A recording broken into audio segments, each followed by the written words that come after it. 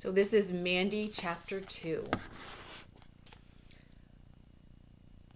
Let me review what happened yesterday. So yesterday we learned about Mandy. She is a little girl who lives in an orphanage because something happened to her parents. Matron Britty is the main character who takes care of all the kids in the orphanage. We learned that Mandy is a little bit of a dreamer and that sometimes she gets really, really lonely. And she's been at the orphanage for a long time.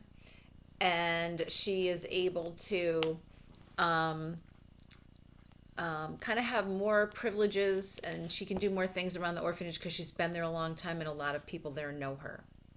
So this is chapter 2. The high stone wall at the back of the orphanage held a great fascination for Mandy. It was behind the orchard and stretched for miles to either side of it. None of the other children seemed to know or care what lay behind, but Mandy was curious. She speculated for hours, wondering what lay on the other side. By standing on tiptoe, she could glimpse many trees growing thick and strong. "There's got to be something splendid over there," she told herself. "I just know there's a castle hidden among the trees, and I'll bet a handsome prince lives in it. He's probably very lonely." Sometimes she imagined a forest full of animals that could actually speak to her. Her favorite dream was of a white unicorn that would follow her everywhere, who would lie beside her and put his head on her lap. "I would call him Snow," she thought. Her desire to see over the wall became an obsession. She felt that just a glimpse of the other side might reveal what she'd always seemed to be searching for. She tentatively broached the subject to her friend Ellie, who was a maid at the orphanage. "Ellie, you know the big wall?" "Mm-hmm." "What's on the other side?" "Oh, heavens, I have no idea. Just more country, I think." "Does it belong to anyone?" "Not that I know." One afternoon after school, Mandy went to the wall and studied it carefully. At one end, a large apple tree growing on the other side thrust long pink and white blossom branches over into the orchard. Intrigued, Mandy went closer, and upon further examination, she found that a number of the big yellow stones in the wall stuck out just far enough for her to get a foothold. "I might just make it to the top," she thought. "With luck, I could reach that big branch of the apple tree, and once on it, I could really see for miles and miles."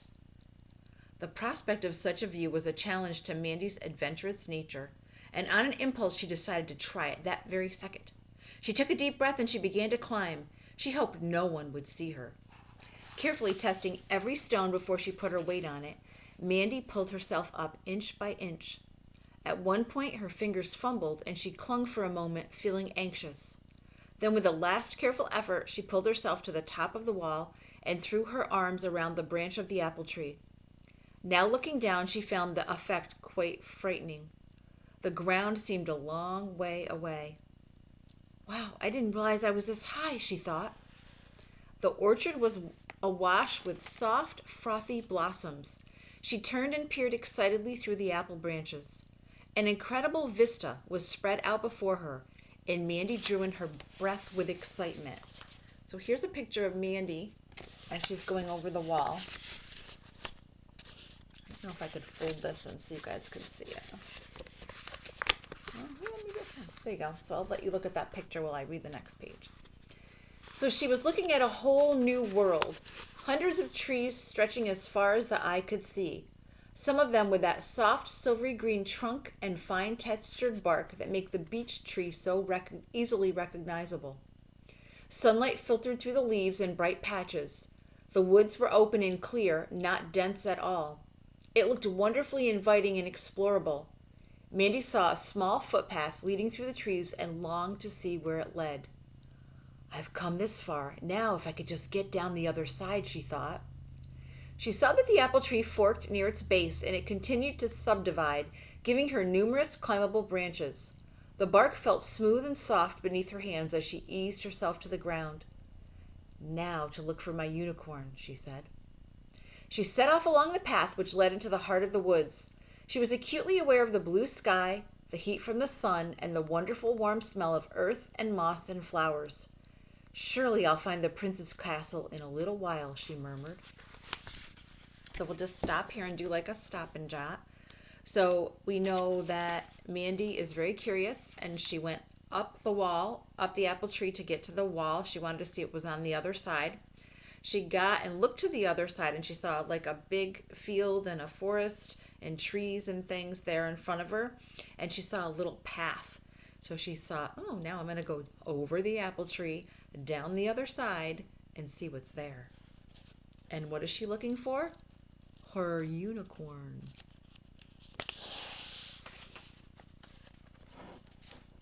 But each new bend and dip in the path revealed only more trees. She was just beginning to feel a keen sense of disappointment when the path suddenly widened, and almost immediately she found herself in an open and sunny clearing. It was quite wide, almost a grassy meadow, and dotted with evergreens.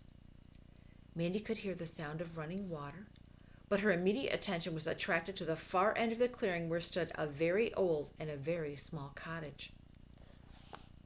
There's actually a picture of it. Most of its windows were broken and the door was ajar. Tiles had slipped off the roof and the little chimney had a ridiculous tilt to it. It was in a very bad state of disrepair. Gosh, I wonder if someone lives here, thought Mandy. Should I go and see? Oh, perhaps I better not. But her curiosity was stimulated. It certainly looks empty, but there might be someone in there, an old tramp or a witch or an animal.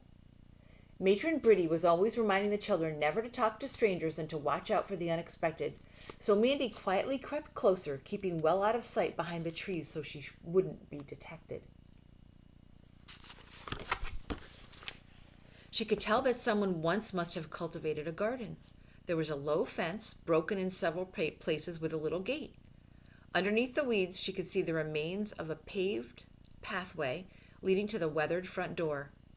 Mandy kept perfectly still, straining her ears for the slightest noise. The gurgling sound of running water was nearer now, and birds sang in the trees. It was a perfectly lovely afternoon. She moved closer and lifted aside the gate, which was hanging by a single hinge. She tiptoed up the path, being careful to avoid a large patch of stinging nettles, and she tentatively peeked through the doorway. She was looking into a small room. It was completely empty. Mandy breathed a sigh of relief. A staircase led to another room upstairs. In the back wall there were two small doors. An old garden rake lay across the floor. Mandy moved to the stairs, treading carefully on the loose boards. Each step that she took caused little puffs of dust to rise and swirl in the shafts of sunshine that came through the windows. She climbed up to a tiny bedroom. There was no one about and no furniture here either. The windows in this room were intact, but extremely dirty. Mandy wiped at the glass with her sleeve and had a splendid view of the meadow and the woods through which she had just traveled. A little brook was visible too. It splashed and danced along the base of a hillock, and it was enchantingly pretty. Downstairs again, and gaining courage with every step, she pushed gently at the first of the two small doors. It swung open, creaking on old hinges. She was in a tiny kitchen. There was a sink in one corner with a single iron water tap attached to the wall above it. When she turned the tap, drops of rusty liquid dropped out, and a spider scuttled from the drain. There was a cupboard which contained nothing but a few broken bottles and an old tin basin. And there was a back door. Mandy pulled it open. She saw the remains of an old bonfire in the tall grass and a path leading around to the front of the house. Re-entering through the doorway, she went back to the main room and tried the second small door. This one easily opened at her touch, and as it swung wide, Mandy was totally unprepared for what she saw. To her amazement, she found herself staring at a room that was entirely decorated with seashells. It was absolutely incredible. Lovely shells of every shape and size and all colors of white and pink and mother of pearl lined every wall and the ceiling too. The effect was one of the most beautiful sights Mandy had ever seen. The afternoon light shone through a big bay window at the end of the room. Cobwebs hung in silken strands. A pair of old curtains made of some soft material moved gently in the breeze coming through the open door. The woodwork and the window and door trimmings were painted gold, and the flooring was of tile or marble. A large fireplace was set into the wall, and the mantelpiece seemed to be of marble too. How this extraordinary room came to be in this small cottage, so many miles from anywhere, Mandy could not begin to imagine, and it was a full minute before she recovered from the surprise of finding it there at all. She moved around, touching the shelves and the curtains and looking into the fireplace. Everything was coated with dust. She wandered outside to the clearing and sat down on the grass, drawing her knees up under her chin.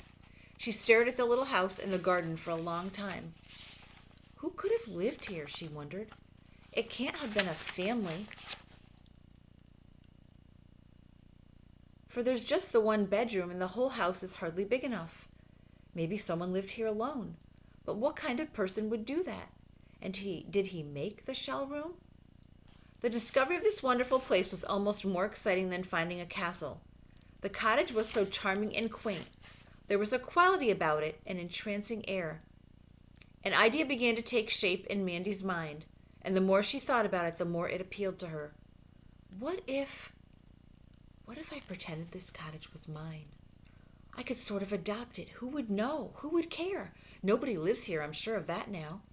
And somebody needs to take care of it, and oh, I could take care of it. She sprang to her feet. I could. This place could really be mine, a house of my very own. She ran back into the little garden. I could pull all the weeds out of here and plant flowers and mend the fence and make the path tidy. I could sweep and dust inside and clean the shell room and wash the curtains and the windows. Oh, little house. She turned to it. I could take such good care of you. Mandy went all through the cottage once more, seeing the rooms from a new perspective. 1,000 thoughts ran through her head. She would have to make a list of all the things she would need. How was she to get them, and from where? She would have to be careful not to let anyone know of this secret place. It would be difficult to come here every day without being seen. And she had no idea how late it was getting until suddenly she realized the sky was darkening with the oncoming night. Heavens, I must get back. Matron will be worried about me. Running across the meadow, Mandy paused briefly for a final look at her newfound delight. The little house was soft white in the gray dusk. I'll be back tomorrow, Mandy whispered to it, and turning, she spread through the woods along the path she had followed earlier that day. She reached the high stone wall and swiftly climbed the old apple tree. Once onto the branch that extended over into the orchard, she eased herself down until she was hanging by her hands and then lightly dropped to the ground. In a matter of moments, she was inside the orphanage and racing up the stairs to her room to wash her hands and face before dinner. That's the end of chapter 2, and there's another bunny. So, the rest of this chapter we read about Mandy found, after she climbed the wall, she found a cottage, and nobody lived there, and it was kind of small. There was a really, really neat shell room inside the cottage, which the whole place was all shells. And then she decided she was going to make it hers, and she wants to clean it up and wash the curtains, and no one would know, and then the house wouldn't be lonely anymore, and then neither would Mandy. So the next chapter is chapter 3, and I will read that one to you tomorrow.